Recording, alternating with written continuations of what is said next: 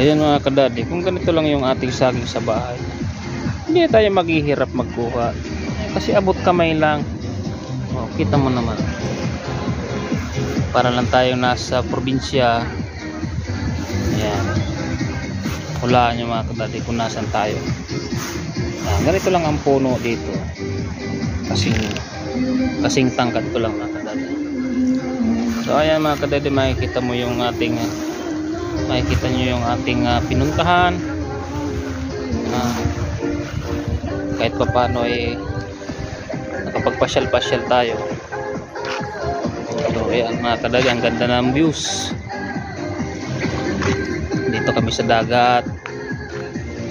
Ayan.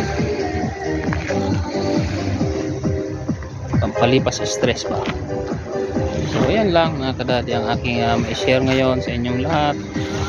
Hanggang sa muli, Daddy Jim TV.